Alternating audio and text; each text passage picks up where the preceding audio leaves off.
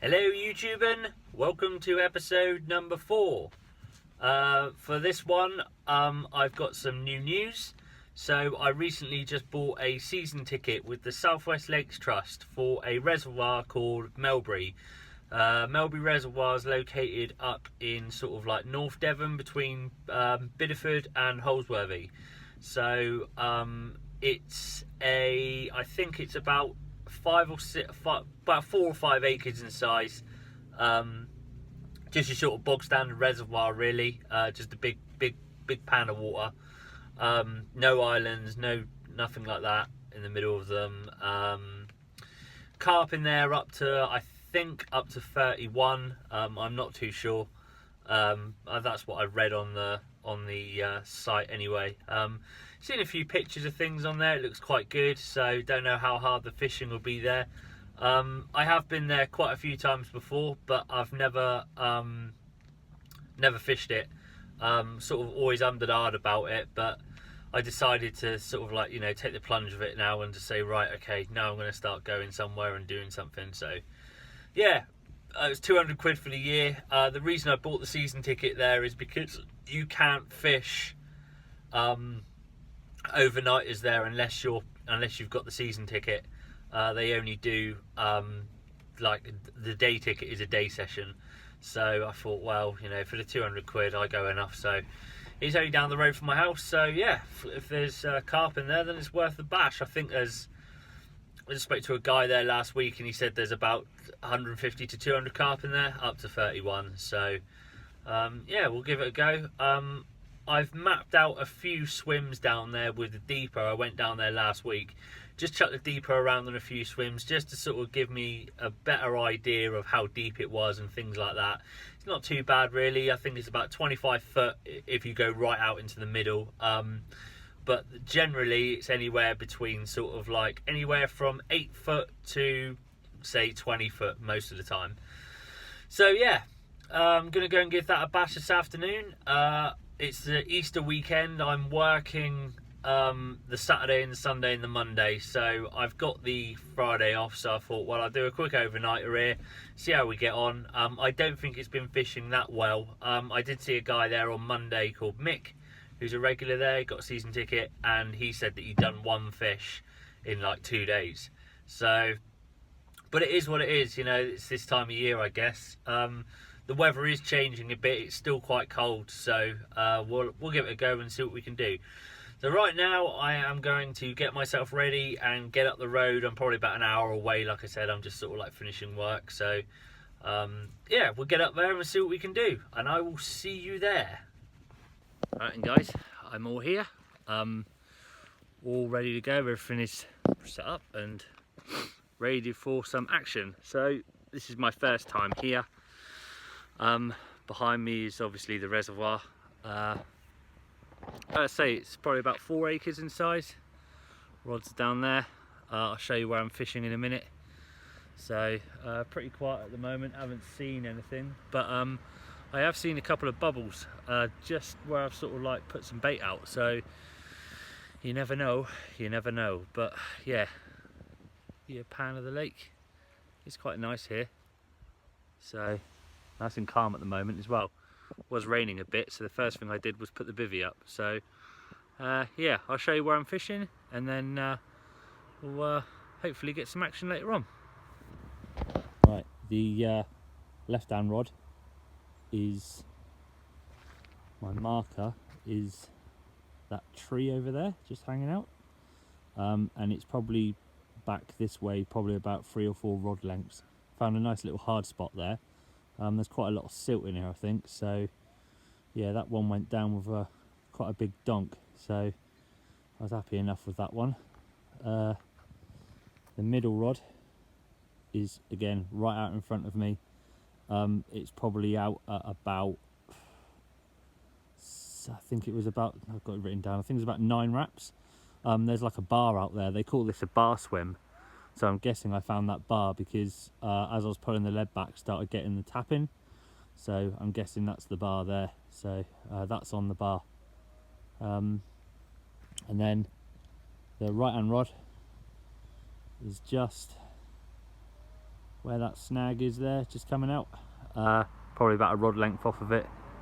And that's, again, it's quite silty over there. I couldn't really find anywhere really hard, but I just thought I'd chuck one in the silt anyway, just to see what it does on a solid bag. And I've probably put about 20 or 30 baits around each rod. I'm fishing 3 different types of boilies as well. So over there, they're all on pop-ups, all on Ronnie rigs. So that one over there is on a pink pop-up, and that has got about 30 krill boilies round it. The pop-ups are krill as well. So that's that one over there. Out in front of me is the Candy Nut Crush with a manila pop-up, because it's like the 16mm. The Candy Nut Crush, they only do them in sort of like the 12mm. I'm trying to avoid the bream, so I've come up to a 16mm manila on that one, but the manila is very similar to the Candy Nut Crush in flavour, so that's why I've done that one. They look the same as well. And then the one over towards the tree here is on a Tutti Frutti, to these like Tutti Frutti orangey kind of like boilies that I've got, about 30 of those as well. And that is on a high vis yellow like mainline pop-up pineapple one, so hopefully that'll do the business as well. But I'll show you the baits in a minute. I've made a bit of an alteration to the baits this time. What I've done is wash them out for 2 days, so I'll show you those in a minute. It's quite new to me, I haven't really done that before, so I'll show you those now. Right then guys, so this is what I've done with the baits. Basically they've just been washing out in glug and water, and what it's done is it's made them really kind of soft, so really digestible, really easy breaking down now, as their shelf life, they were quite hard. So 2 days of glugging up, and yeah, they're really washed out now as well. They're a lot brighter than that when they start, so as you can see the water's turned colour. Some of it is the glug though, but I'm hoping that will give me a bit of an edge, but we'll see. So yeah, that's what I've done with that. It's the same for all of them as well, the Candy Nut Crush and the krill, so no point in getting them all out, but I'm sure most of you know what a washed out bait looks like anyway. So there you go. So that is the method for this session, just 33 boilies on each rod with pop-up, and we'll see where we go with that. Also for this one, while we're at it, we are on the Ye Old Faithful solid bags. I'm using the Spodden PVA pellet mix by Mainline. Hang on, I don't know if I can show you that. See if I can do that in a minute. But as always, Ye Old Faithful solid bag. So that's what we're using, is solid bags as well. And then down there, obviously, you've got the Spodden pellets. I like the Mainline stuff because it's you get a different kind of pellets and breakdowns. And I put a load in the sink yesterday to see what they look like, and it makes just the water go like dark and just leaks off loads. Much better than the other pellet that I had. So a little bit more expensive, but you know, probably worth it in the long run with all that traction coming off of it. So I just hope I don't get stubbed up by the bream, because when I went to Gennett's the other week, which is a reservoir up the road, I had like 5 or 6 bream, and I think that was just because of the pellet, but I was also using a smaller boilie. I was only on a 12mm boilie, so yeah, come up in size, and we'll see what that can do in here. Right now I'm going to make a cup of tea, chill out, watch the water and see what's happening.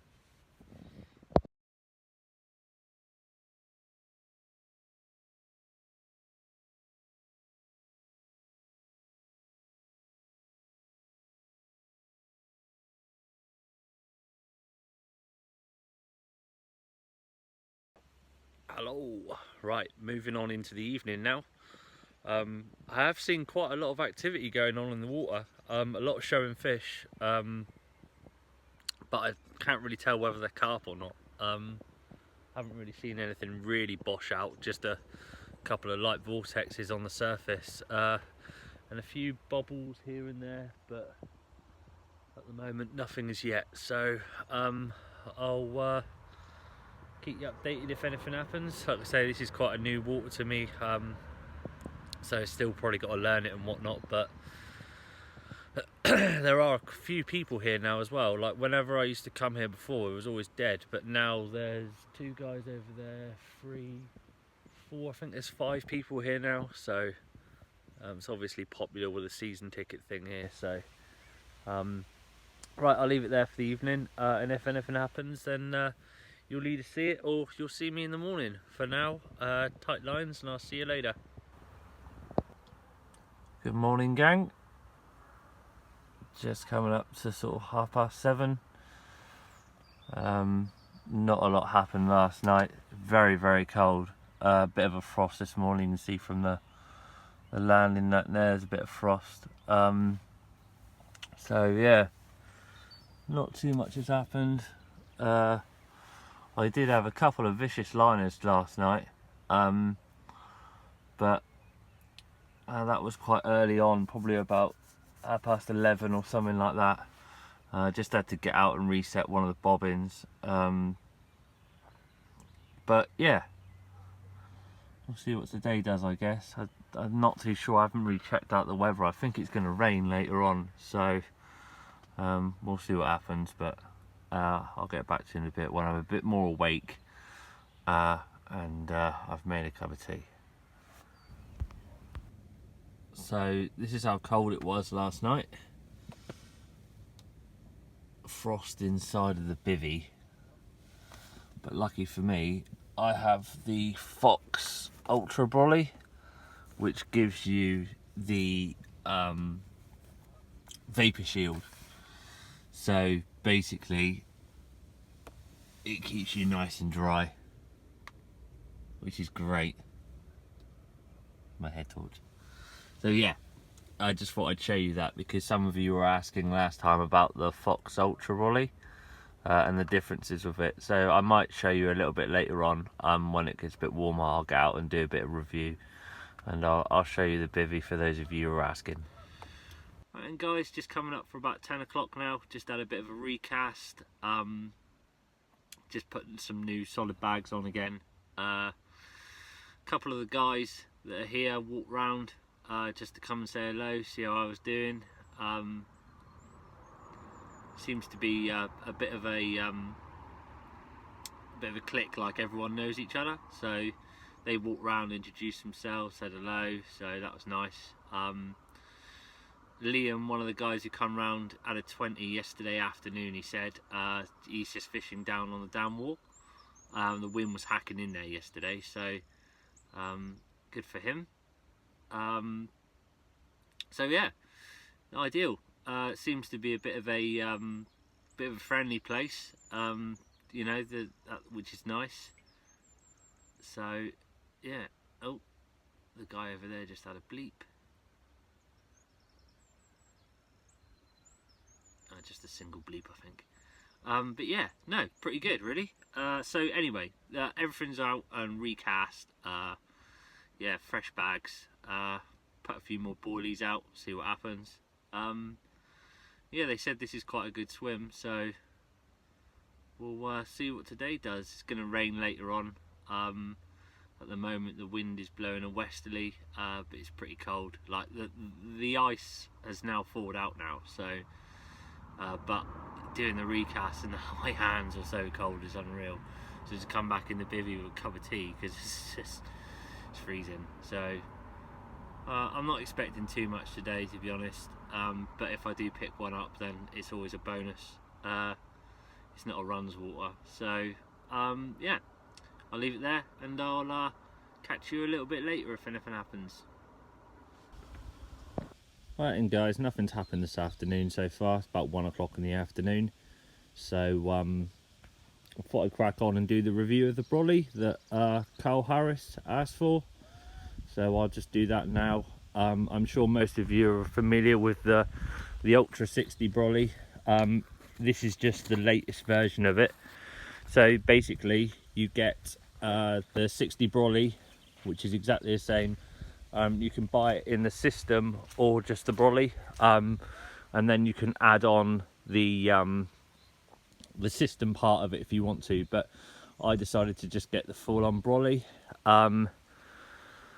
Right, so door wise is exactly the same, everything's pretty much exactly the same. You get the 2 vents in the front, the 2 vents in the rear, and then you get the options of the door, which is the mesh door, the clear door, and the solid door.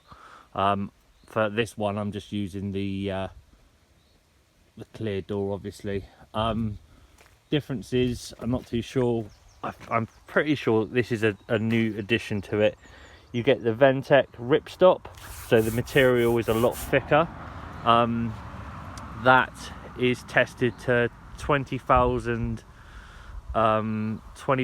hydrostatic something water resistance. Basically means it's just completely waterproof. I've just put a ground sheet just underneath it. That's just an addition that I've done, the little green thing, but you do get a ground sheet with it. I just do that just because of the weather. So I'll show you the inside.